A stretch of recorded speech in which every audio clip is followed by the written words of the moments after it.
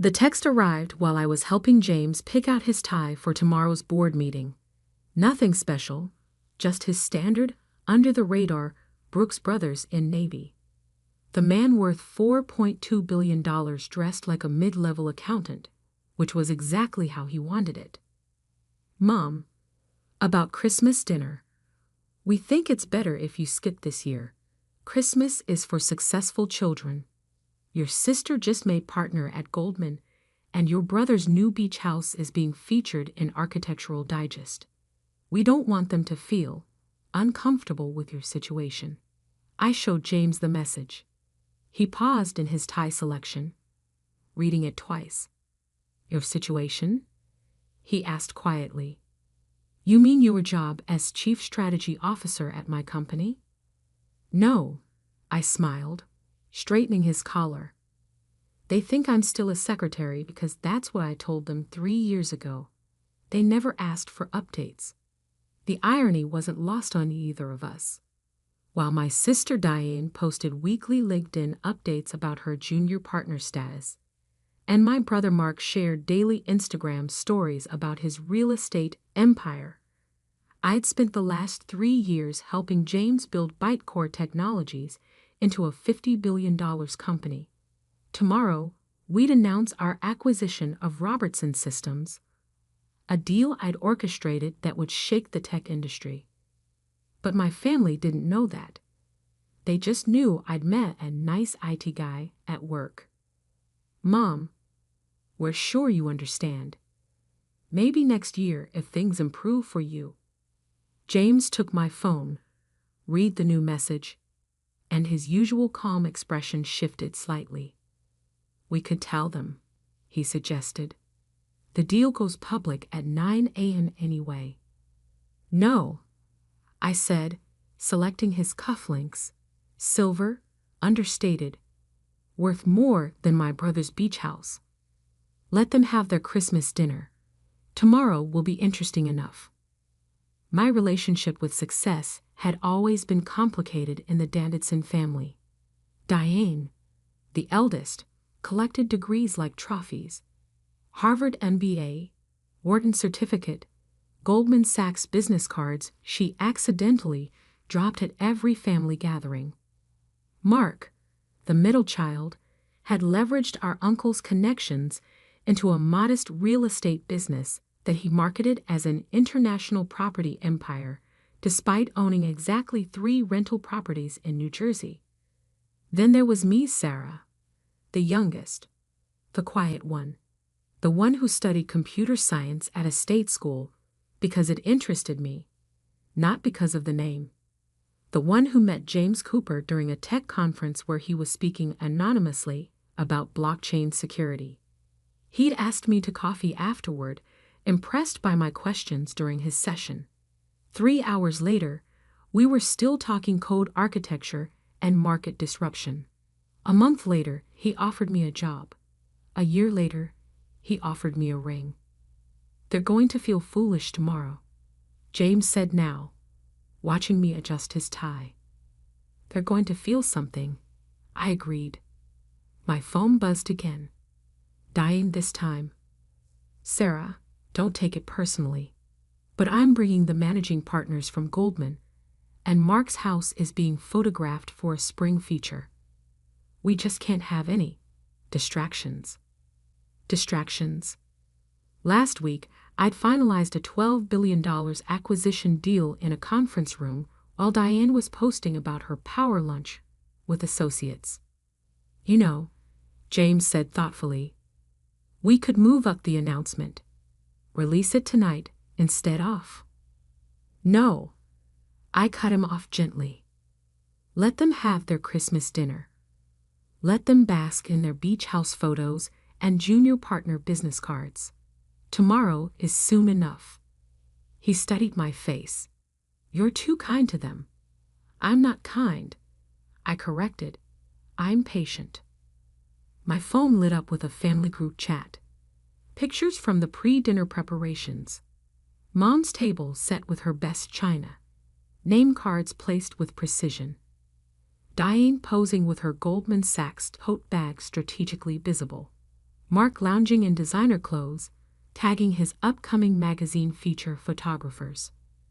James looked over my shoulder at the stream of photos. Your brother's beach house wouldn't qualify as a guest cottage on our property in Malibu, which they don't know we own, I reminded him. Yet, he smiled. Tomorrow's SEC filings include property disclosures. I turned off my phone and helped him with his jacket. Tomorrow he'd be wearing Tom Ford for the press conferences. But tonight he was just James and Brooks Brothers.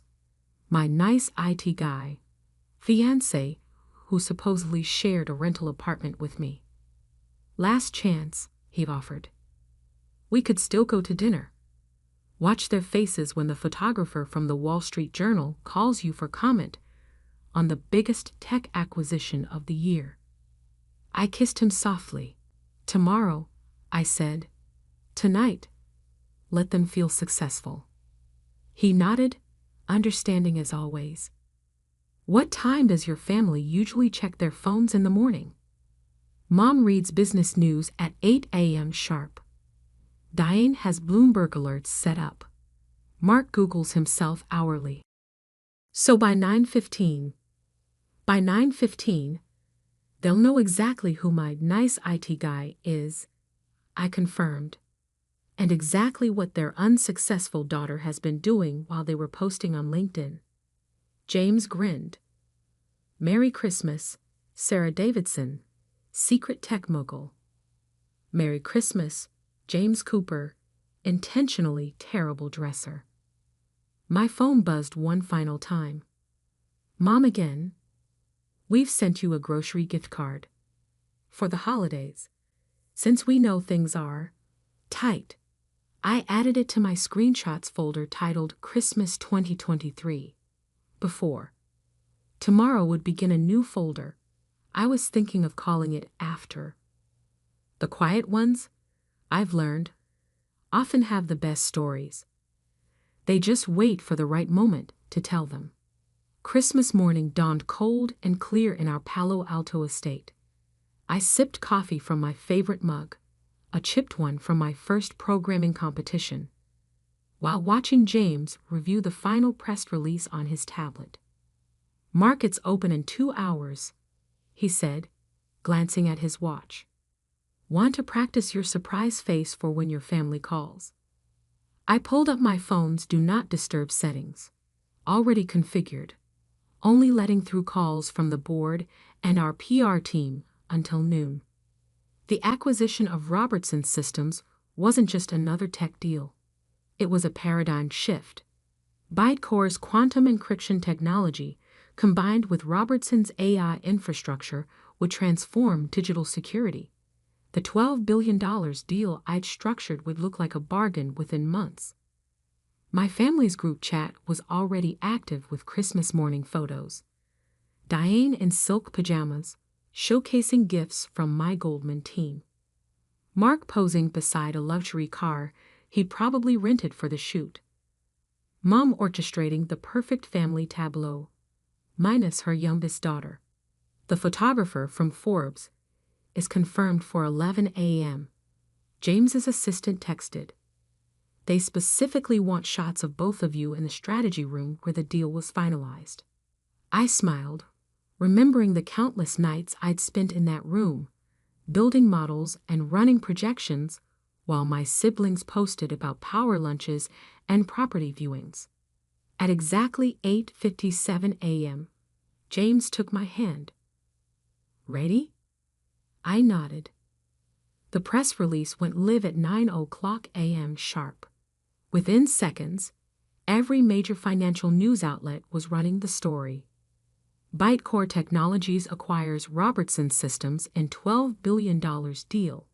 Tech giant's landmark acquisition orchestrated by CSO Sarah Davidson.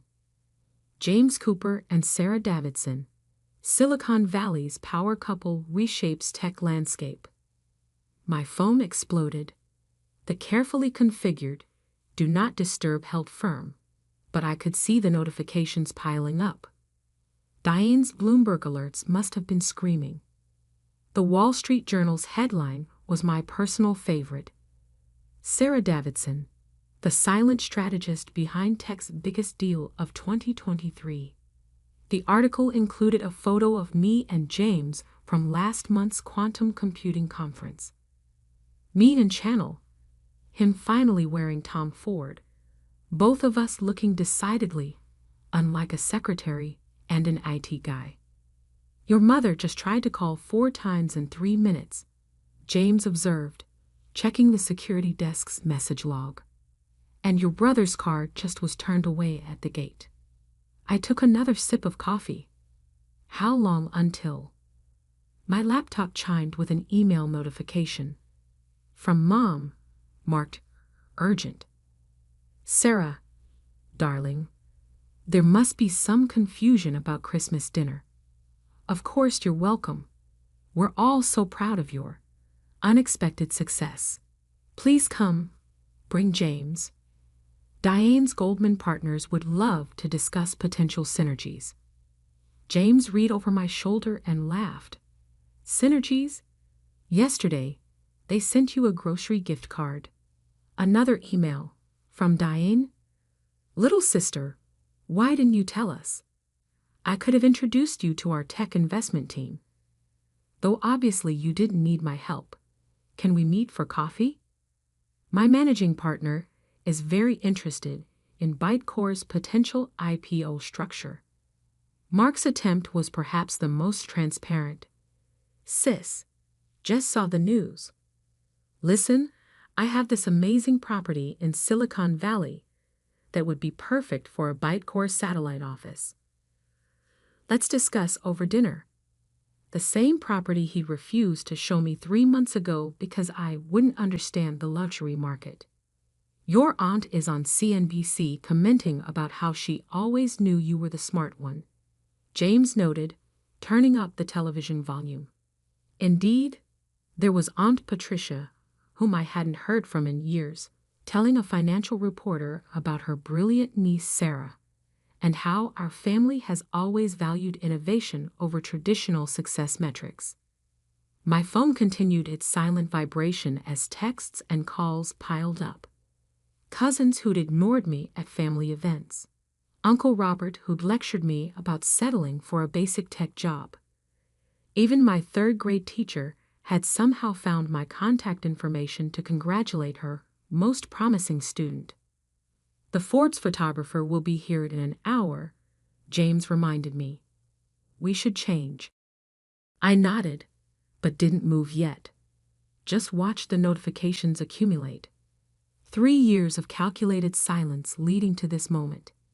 Having regrets? James asked softly. About not telling them sooner. I thought about all the family dinners I'd sat through, the subtle digs about my limited career prospects, the suggestions that I should learn from Diane's ambition or follow Mark's entrepreneurial spirit. No regrets, I said finally. They needed to believe I was unsuccessful to show who they really are. Now they need to believe I'm successful for the same reason. James smiled, understanding as always. And who are you, Sarah Davidson? The same person I was yesterday, I replied, just with better press coverage. My laptop chimed again. Mom had forwarded the family's Christmas dinner photo to me, adding, Look how empty the table looks without you. James's place card is already set. We're serving his favorite wine. What is his favorite wine? I closed the laptop without responding. Let them sit with their empty chairs and hollow successes for a few more hours. The Forbes photographer would capture a different kind of success, one built on substance rather than show. Should we take the Bentley to dinner? James teased. Really make an entrance? No, I smiled. Let's take your old Volvo. Some things should stay understated. After all, true power doesn't need to announce itself. It just needs to be revealed at the right moment. The Forbes photo shoot wrapped at 11:45 a.m. I wore a subtle Brunello Cucinelli suit that cost more than Mark's monthly mortgage. while James finally abandoned his Brooks Brothers for proper billionaire attire. The photographer captured us in the strategy room, surrounded by the evidence of our actual success. Digital displays showing real-time encryption data, market projections, and the morning's soaring stock prices. One more thing, I told the photographer before he left. Could you send a copy of that grocery gift card shot? He grinned, understanding immediately. The final photo in the spread would show the $100 grocery card my mother had sent, casually placed beside the acquisition agreement's $12 billion figure. Petty, James asked when the photographer left. Educational, I corrected. By noon, my family's desperation had reached new heights. Mom had progressed from text to emails to having her assistant call our office. Diane abandoned all pretense of professional distance, sending LinkedIn, Facebook, and Instagram messages simultaneously. Mark took the direct approach, showing up at Bytecore's headquarters only to be politely informed that Ms. Davidson's schedule is fully booked through January. Your mother's on her fourth attempt to reach our private line, James's head of security reported. Should we continue the standard response? Ms. Davidson is in meetings regarding the Robertson integration. Message noted. Nothing else. The family group chat had transformed into a festival of backpedaling. Mom, found these lovely photos from Sarah's coding competitions. Our family has always valued technical innovation. Photo obviously pulled from my old high school website. Diane, remember when baby sis built her first computer? Such a prodigy. I had actually built that computer in secret after they mocked my interest in technology.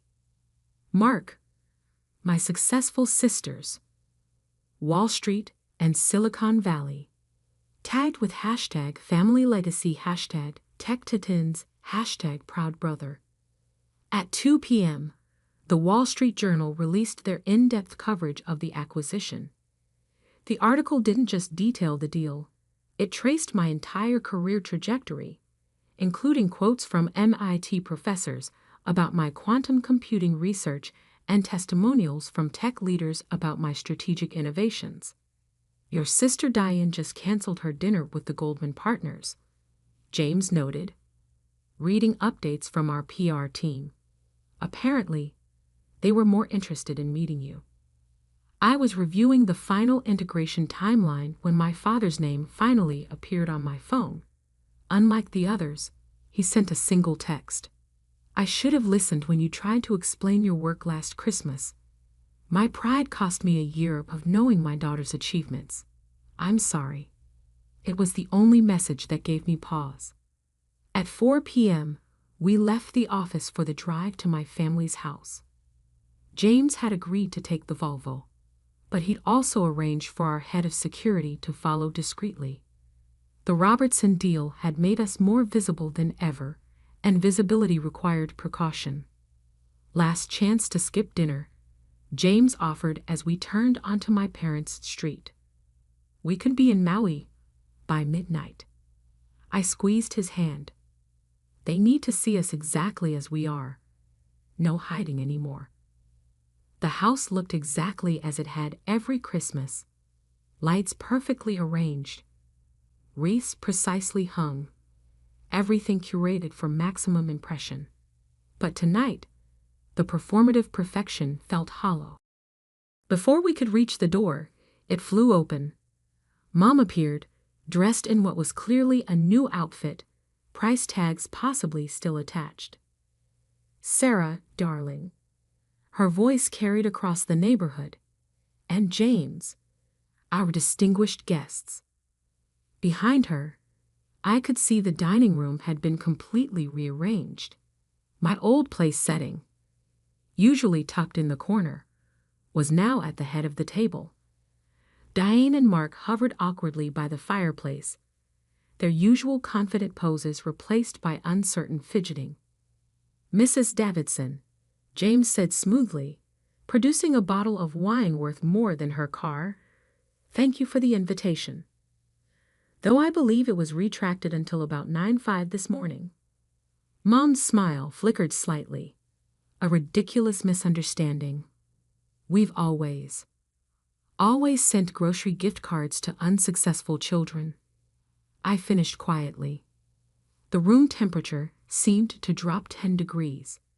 Diane suddenly became very interested in her phone. Mark studied his imported Italian shoes. Perhaps, I continued, we should address the various texts, posts, and comments from the past few years before we discuss today's sudden change of heart. Mom's perfect hostess mask cracked slightly. Darling, surely we can focus on the wonderful present rather than the present, James interrupted, his billionaire authority showing through, is simply the future's way of dealing with the past. Shall we discuss both over dinner? I pulled out my phone, opened the folder I'd labeled receipts, not financial ones, but screenshots of every dismissive comment, every social media dig, every family chat message questioning my choices. Yes, I agreed, meeting my mother's increasingly nervous gaze. Let's discuss everything. After all, isn't that what successful families do? The professional family photographer Mom had obviously hired for the evening hovered uncertainly by the stairs. In his confusion about the tension, he accidentally captured the perfect shot. The moment when power shifted, when success met truth, when Christmas dinner became a board meeting none of them had prepared for. I sat at the head of the table, James beside me, and smiled. Shall we begin? Dinner was a masterclass in uncomfortable revelations. Mom had clearly Googled tech terminology, peppering her conversation with awkward references to blockchain initiatives and quantum trajectories. Diane kept dropping Goldman Sachs into every sentence until James casually mentioned that Bytecore had declined their investment proposal last quarter. We found their valuation metrics limited, he noted, sipping the wine we brought. Much like their understanding of emerging tech markets. Diane choked slightly on her turkey. Mark's attempt to pitch his Silicon Valley property empire ended when I pulled up satellite images of his 3 New Jersey rentals on my phone. Interesting definition of empire, I observed. Though I suppose every empire falls eventually. Sarah, Mom interjected, perhaps we could focus on your wonderful news instead of past misunderstandings? I set down my fork. You mean the news that was too unsuccessful to merit a Christmas invitation this morning? The photographer Mom had hired shifted uncomfortably in the corner. James gave him a subtle nod, encouraging him to keep shooting. Every awkward moment deserved documentation. The timing of the Robertson acquisition, Dad began, attempting diplomacy, took us all by surprise. Did it? I opened my phone's gallery, like when I tried to explain quantum encryption at last year's Christmas dinner, and Mark said I should leave tech to the professionals and focus on finding a better job. The photos appeared on the dining room's built-in display screen, a feature James's team had quietly installed an hour before dinner. Each image showed a different moment of familial dismissal. Diane mocking my basic tech job at her Goldman Sachs celebration. Mark explaining real estate to me at Thanksgiving. Mom's carefully cropped family photos that minimized my presence. Or perhaps, I continued, advancing through the slideshow, we should discuss the family investment fund that excluded me because, quote, Sarah's career limitations might compromise our portfolio diversity. Mom's perfect hostess smile cracked further. Darling, we simply didn't understand. No, James interrupted politely, you simply didn't ask. Sarah led the quantum computing revolution at Bytecore while you were sending her grocery gift cards. She architected a $12 billion acquisition while you were apologizing for her career choices to country club friends. The silence that followed was expensive enough to fund a startup.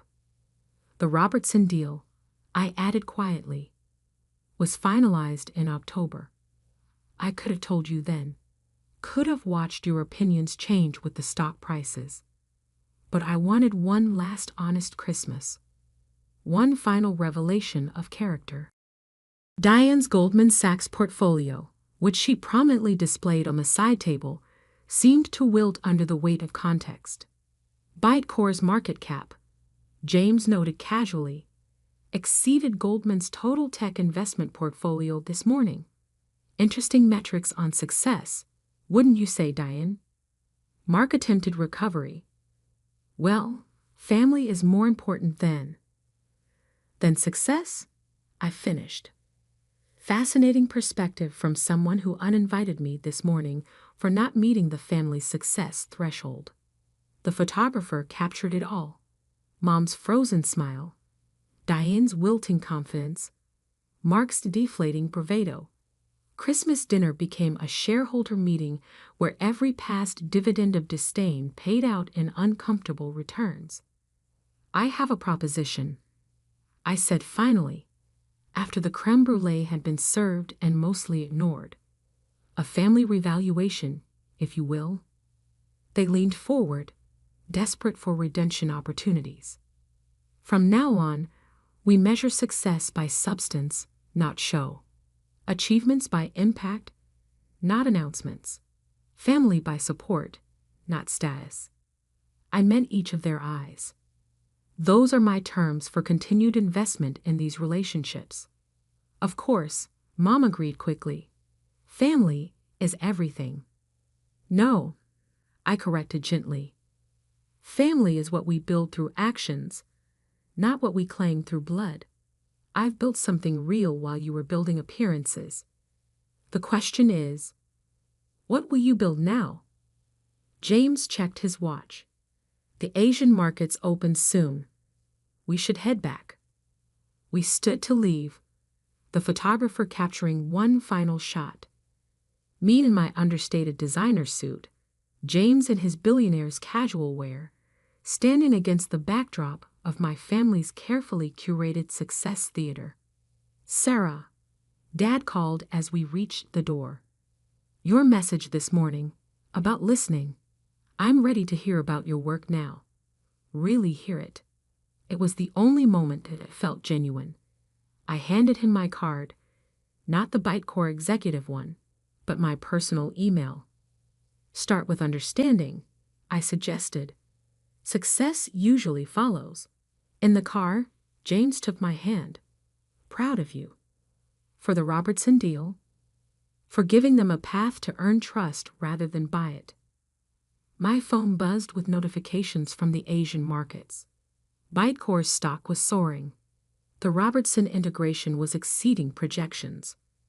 Real success, measured in innovation rather than Instagram posts. Next Christmas, James mused, should we invite them to the Malibu house?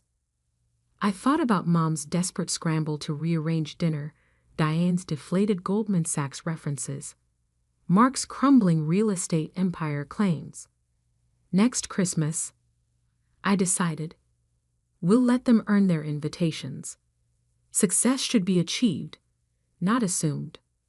He smiled, understanding as always.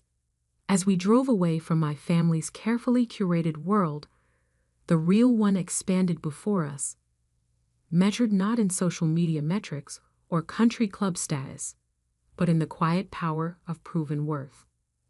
Sometimes the greatest success lies not in what you achieve, but in who you remain while achieving it. I stayed true to myself while they chased appearances. In the end, that made all the difference.